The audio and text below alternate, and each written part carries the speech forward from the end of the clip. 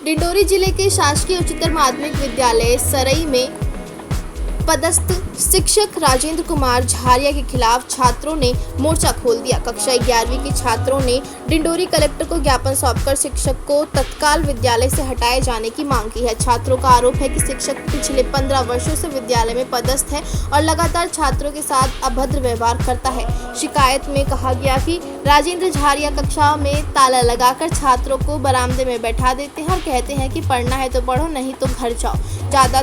ज़्यादा नेतागिरी करोगे तो फेल कर दूंगा। छात्रों ने कहा कि इस संबंध में पूर्व में भी कई बार शिकायत कर चुके हैं, लेकिन अभी तक शिक्षक पर कोई कार्यवाही नहीं हुई है। गौरतलब है कि हाल ही में जिले में सैकड़ों शिक्षकों का स्थानांतरण किया गया, लेकिन राजेंद्र झारिया का नाम उस सूची में शामिल नहीं था, जिससे छात्रों में और रोष व्याप्त है।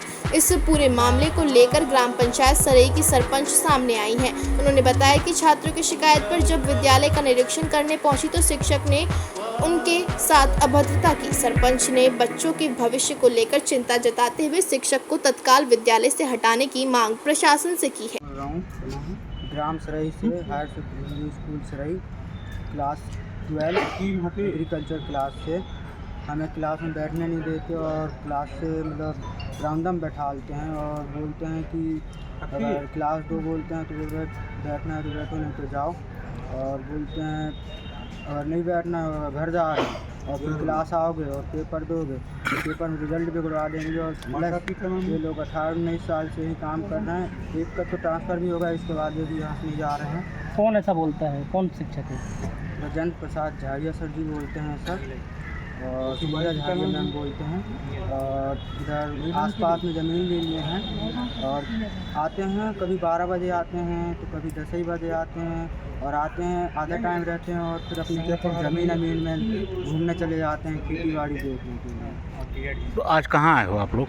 आज हम लोग कलेक्ट्रेट आए हैं इसकी शिकायत करने के लिए। पिछले साल भी शिकायत किए रहे, लेकिन इस शिकायत को वो नहीं हुआ है, सुनवाई नहीं हुआ है, तो इसकी सुनवाई जल्द से जल्द करें। क्या नाम लिखते हो बेटा? अभिषेक कुमार नागेश। मेरा नाम श्रीमती उषा सयाम है और मैं ग्राम पंचायत सरई की सरपंच हूँ, विकासखंड समनापुर और ज़िला डिंडोरी। हमारी ग्राम पंचायत में मंगलवार के दिन जन सुनवाई का कार्यक्रम चलता है। जो भी समस्या लेके आता है उसके बाद में निराकरण किया जाता है। तो कुछ बच्चों ने मतलब मेरे पास आवेदन लेके आए थे, तो वो आवेदन को लेके मैं दूसरे दिन ग्राम पंचायत स्कूल पर गई हूँ। स्कूल पर जब जाके देखी और वहाँ जो प्रभार में जो शिक्षक थी मैडम थी, उनसे मैं पूछताछ की कि मैडम ये मतलब बच्चे क्या प्रॉब्लम है। तो बच्चे मेरे पास जन सुनवाई में मतलब आवेदन लेके गए थे और बच्चे बोल रहे हैं कि मुझे हम लोगों को बैठाने में पढ़ाने में बहुत ज़्यादा समस्या जा रही है और पढ़ाई ठीक से नहीं हो रहा है। तो क्या इसके मैटर में क्या समस्या है भाई? आप लोग जब नौकरी कर रहे हैं, शिक्षक के तौर में हैं, ज्ञान देने आ रहे हैं, शिक्षा देने आ रहे हैं, तो उनका पढ़ाई क्यों नहीं हो रहा है? तो मैडम बोले कि नहीं, अभी अतिथियों का थोड़ा भर्ती चल रहा है। उसी दौरान राजेंद्र प्रसाद झारिया जो है वहाँ पर शिक्षक है, वो मुझे बोलने लगे कि क्यों आए हो यहाँ, आपका क्या अधिकार है आने का, और आप यहाँ पर आके कुछ भी नहीं बोल सकते हमको। हम चाहे हमारे स्कूल में कुछ भी हुए, अगर आप कुछ बोलते हो तो आपके ऊपर दावा आपत्ति ठोक दिया जाए। हमारी स्कूल की मामला है, हम कुछ भी कर सकते हैं। मैं उनको बोली सर, मैं कहे सर ऐसा बात नहीं है, मैं गांव की सरपंच हूँ, मेरे सभी बच्चे पढ़ रहे हैं, भविष्य और शिक्षा की बात है। आप लोग आके अगर इस तरीके से बच्चों के साथ में बर्ताव करोगे तो उनकी भविष्य कैसी बनेगी? तो वो मुझे चिल्लाने लगे और धमकी देने लग गए, जो करना है आप लोग कर लीजिए, हमको कुछ भी नहीं सुनना है, ऐसा करें।